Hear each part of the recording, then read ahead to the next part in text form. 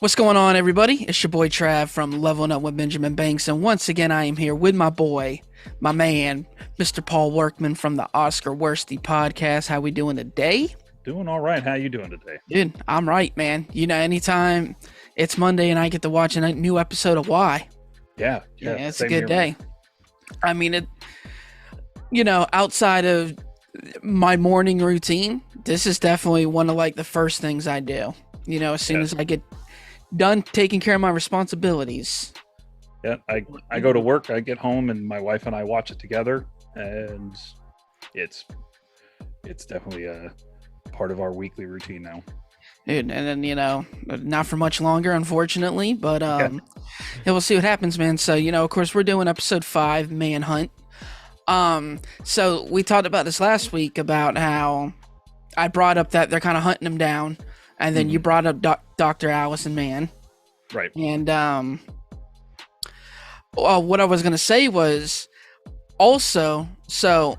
Before the episode, they'd kind of do a recap of events that have happened throughout multiple episodes to piece together the story for this episode, right?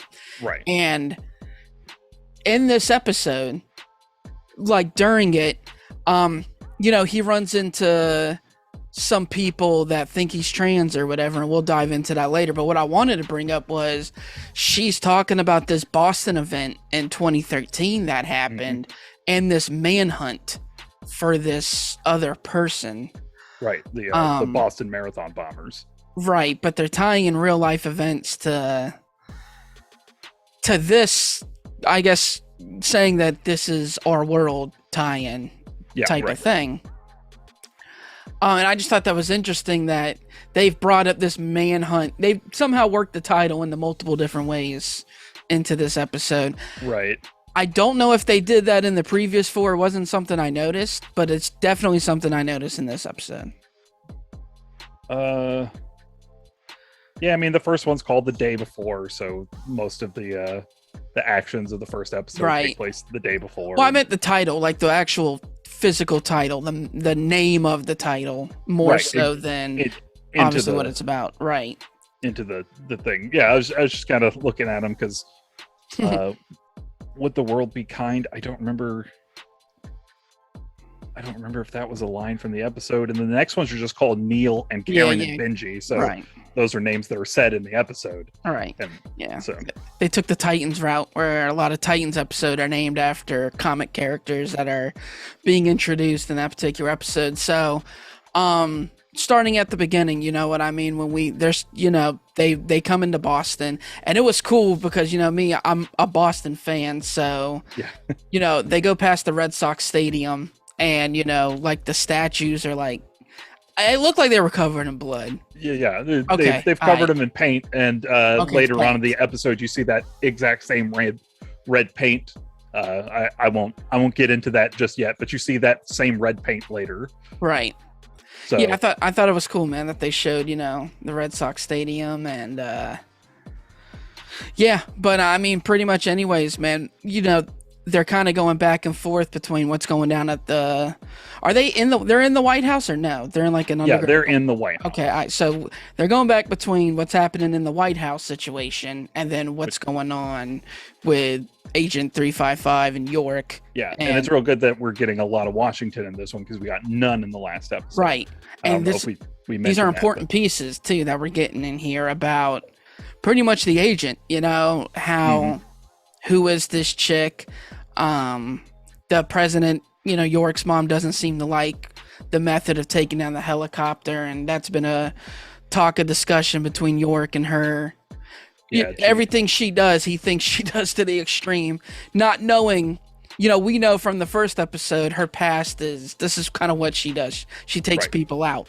right. But I don't know, man. I've said it before. I really like Agent 355 because even though she's quote unquote a killer, she has a lot of humanity to her, and I don't know if it's because of this incident, the world ending, that has caused her to develop some sort of change in how she views people and relationships, but she's got a lot of humanity to her, and she's legitimately trying to protect this kid and kind of going off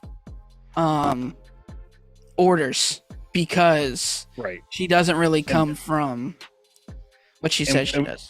We get a little more insight into who 355 is in this episode because she goes to find, I assume, the leader of the Culpa Ring. Correct. What was it, Fran they were calling her? I don't remember. And then she goes to the leader's house, which Right. apparently is near Boston or in Boston, and runs into another member of the Culpa Ring. And the two almost kill each other, but decide to come to an appeasement of sorts. And That's so the other member of the Culpa Ring says, so Fran brought you into this, and let me guess, you're an orphan, you did time in juvie, and she doesn't say anything, but has that look on her face like, yeah, pretty much, I'm part of a profile. Right. But see, that's where I think that's not what happened. I think as soon as she admits to the Culpa Ring stuff, and she kind of looks up as she's getting her stuff ready, I personally think she kills her, and they just don't show it on. Oh yeah, I absolutely think she killed her. So absolutely, because she comes back with a bag of everything, not everything the chick had, but she took what she needed. You know what I mean? Come back. Yeah. Yorick sees that she had been in a scuffle, and she just kind of brushes it off. But I definitely know the feeling. I definitely get the feeling she took her out because she's standing for anarchy, quote unquote, and Agent don't like that. So she's trying to put a stop to these people, and that conflicts also with Allison.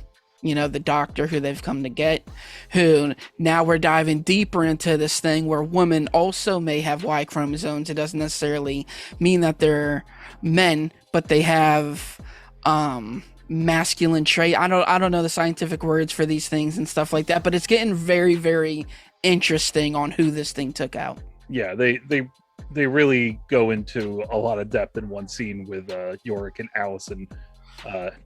Allison explaining how you can present as feminine but have, like, she says that some of the women who died were born with like inverted testicles, essentially. Right. So they had Y chromosomes, but they never knew it because it was not something that was ever discussed. Factor. Right. So they were very female presenting. They passed as women.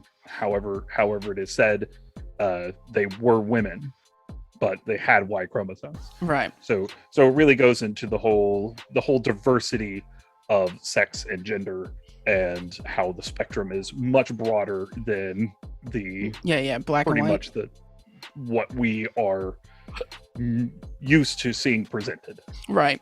And on top of that too, they had an interesting thing where she's explaining this situation, and then a couple minutes down the road, Yorick says something about, you said there's no such thing as men and women or whatever, and she's like, no, that's not what I said.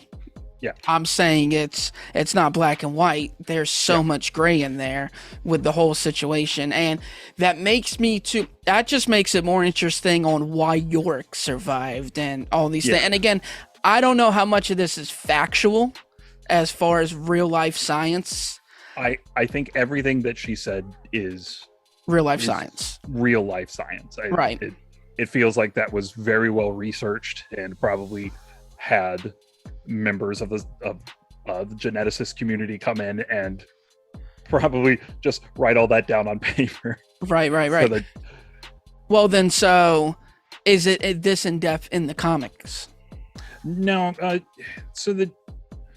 So it's touched on, but it's not a major plot point for the comics, and I mostly attributed that to the comics being written when the comics were written.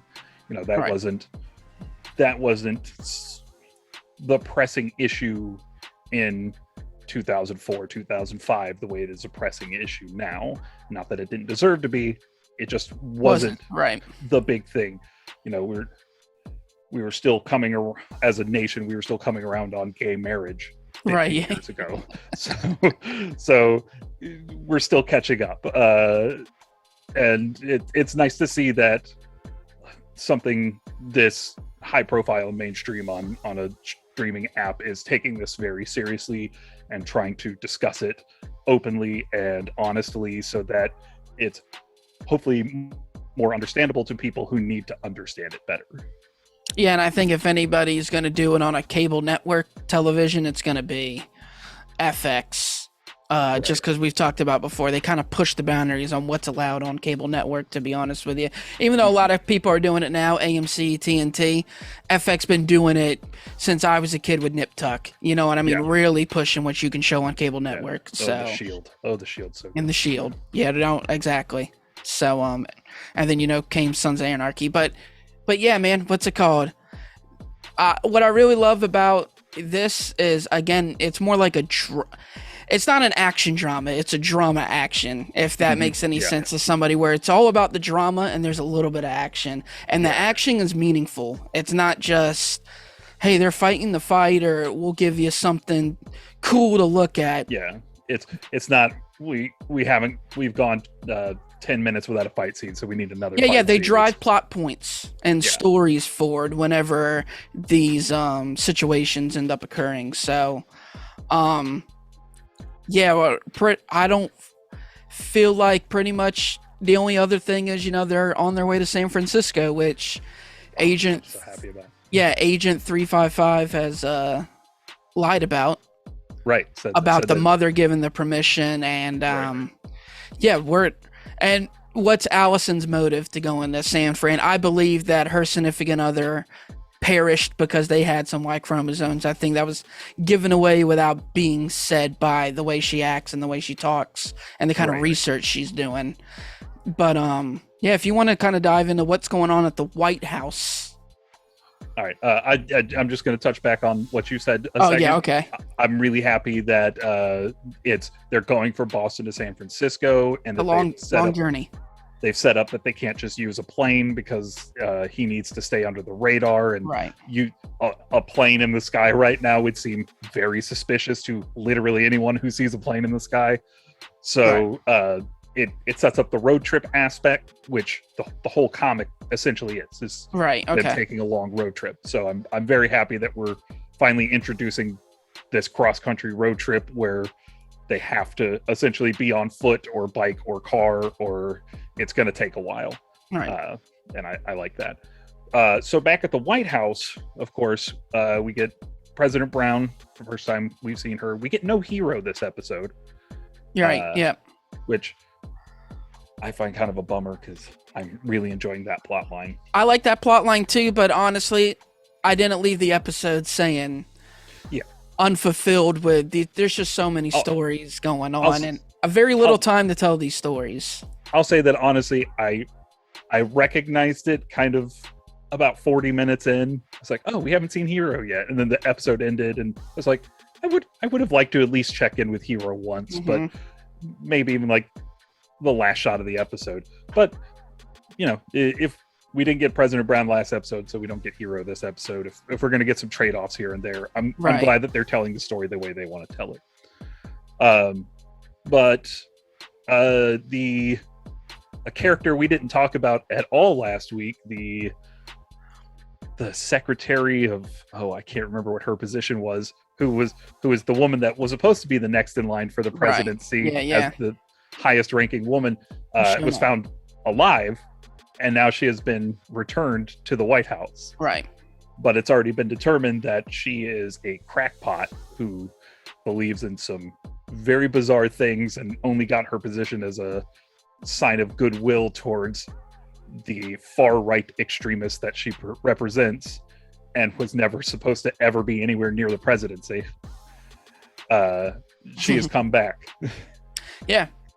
And it's something that they dove into a little bit, just we didn't on these reviews, because, again, there's a lot of moving pieces that, they're trying to overthrow this brown chick, and I think this chick was somebody that they knew was alive and were trying to weasel this whole thing in there or something, and but then, she has the connection to this other girl's father, who was the president, who would have appointed her. Right. You're right. And she has this whole pregnancy thing going on where that's a whole storyline, and yeah, man, there's a lot. Yeah. I'm a little confused on that situation as far as her actually being pregnant or not. On Christine's pregnancy. Correct.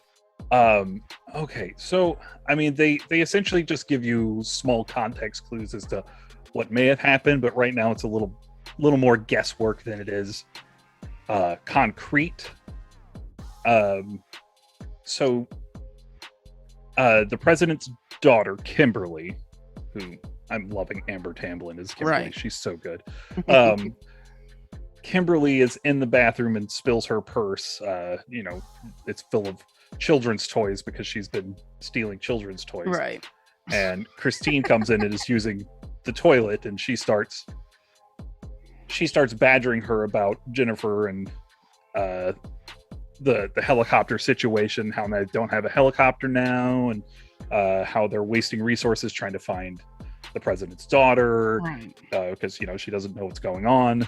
And then Kimberly tells her, "Could you blackmail me at some other time?" Yeah. And it's a funny line until you realize that she thinks she's having a miscarriage. And so they go to an OBGYN in the White House, and the OBGYN tells her that the baby's fine and that the bleeding that she was experiencing is very normal and it's just a false alarm, and tells her, "Hey, look, there's I assume it's a girl, it's your baby." And she tells the doctor, "It's not my anything." Mm-hmm. And then as the doctor and Kimberly are both crying over this pregnancy,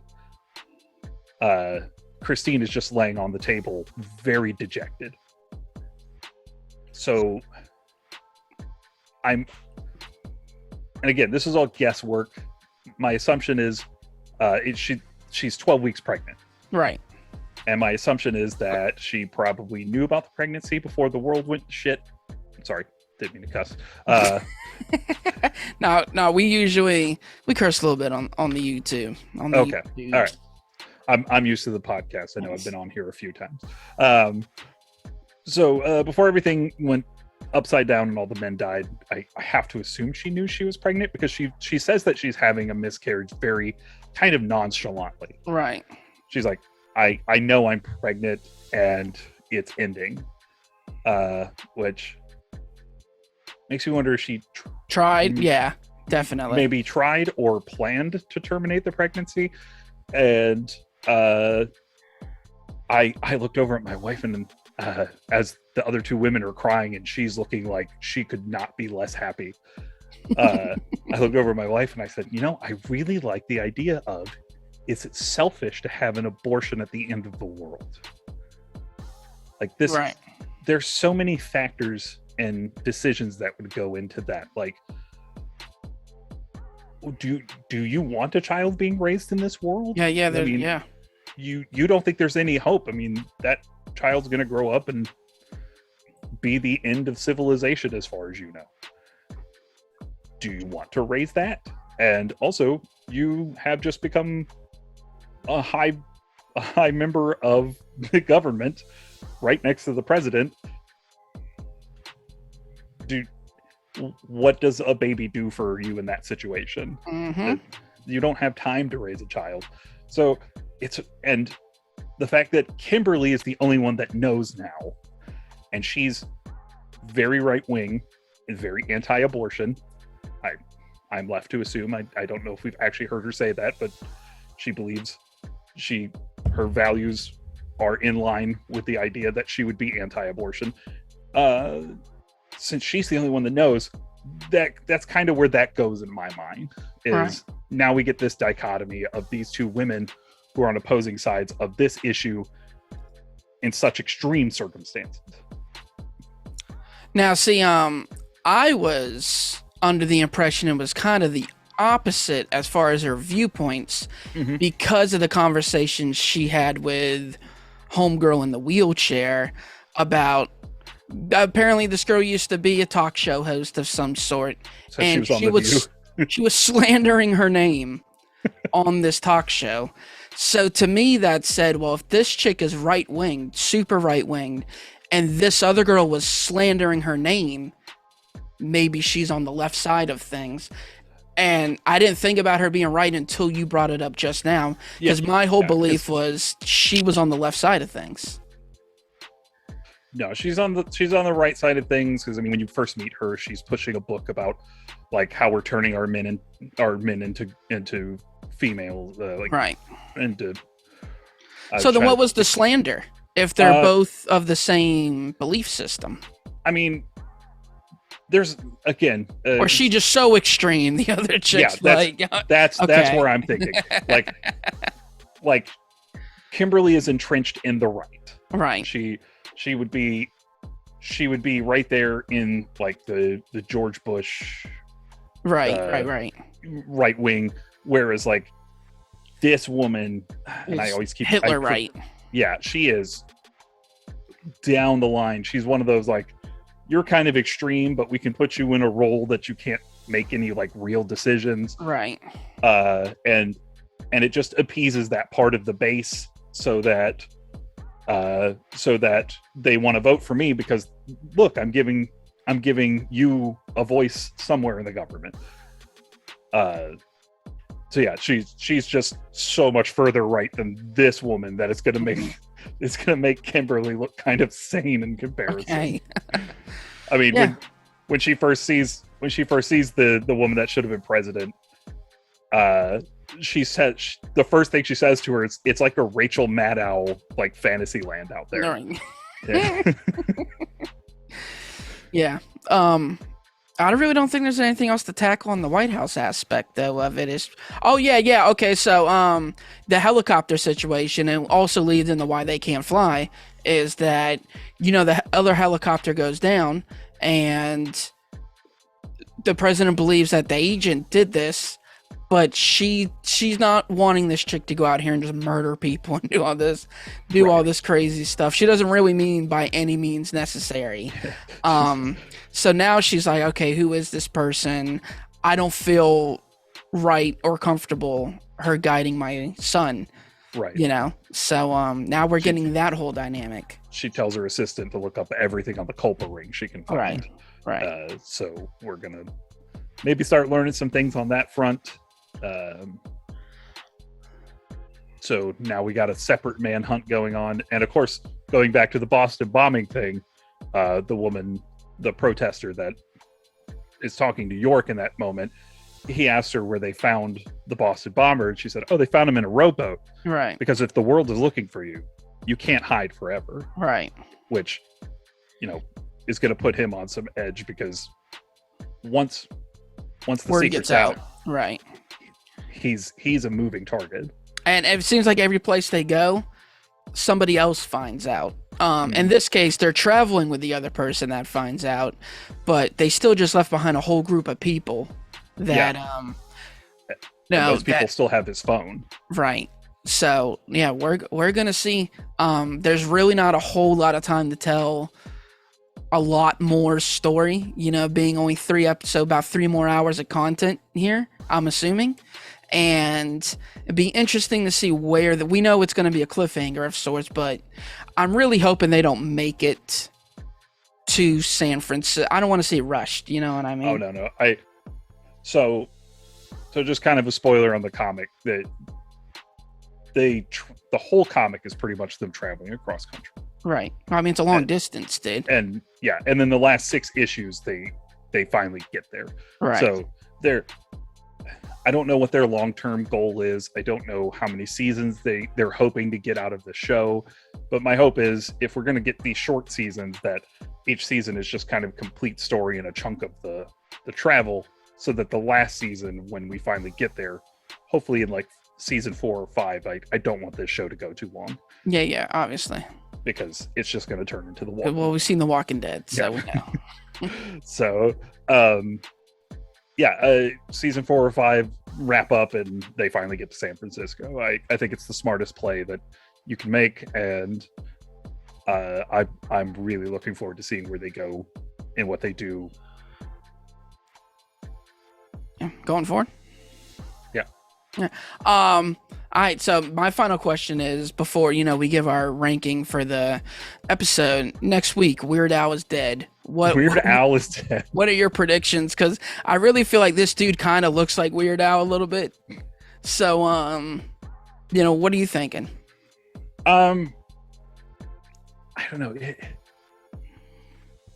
I don't know. I honestly, I'm in such a place where I don't know where they're going and I don't know what they're doing, and I'm very happy about that. So just the idea of a title of like Weird Al is dead almost feels like one of those declarations where maybe they're in the middle of a conversation and they're talking about something and Weird Al comes up and they just talk about Weird Al and somebody just goes, man, Weird Al's dead.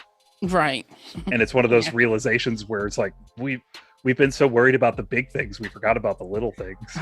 So kind of like a Let Them Body Saints vibe, where he has to split into parts and the parts are named after a random line that is said in that particular story. Yeah, and that'd be kind of cool. Yeah. So, all right. Well, again, another high ranking one for me. I'm just going to go ahead and let everybody know.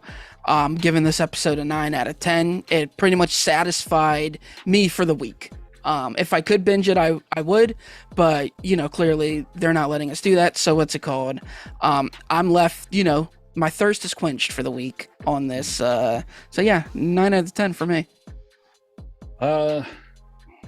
I'm having a hard time not giving this one 10 out of 10. I really like this episode.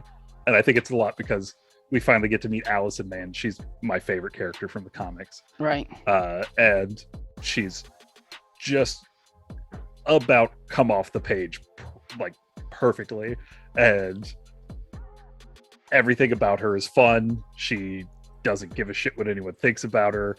She's ready to attack at will. She's hiding out in an old men's club because they're all dead. Who cares anymore? And has put red painted penises on pictures of old dead white men.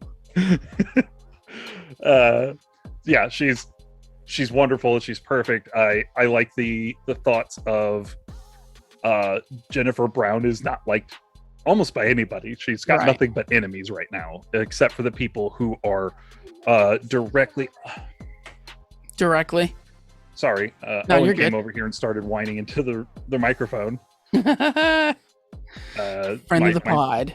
Yep, my 7-year-old son is supposed to be hanging out in his room for right now, and he's on quarantine because one of the kids in his class may or may not have been in contact with someone with COVID. So that's how it goes. 2021. So anyway, I like that Jennifer has nothing but enemies out, and she the left doesn't like her because they feel like she's lying about everything and taking control of the government and not letting anybody know anything. And the right doesn't like her because she was never elected president, and it was a Republican president that was in office when everybody died, so it should be a Republican president now. So she's got nowhere to turn.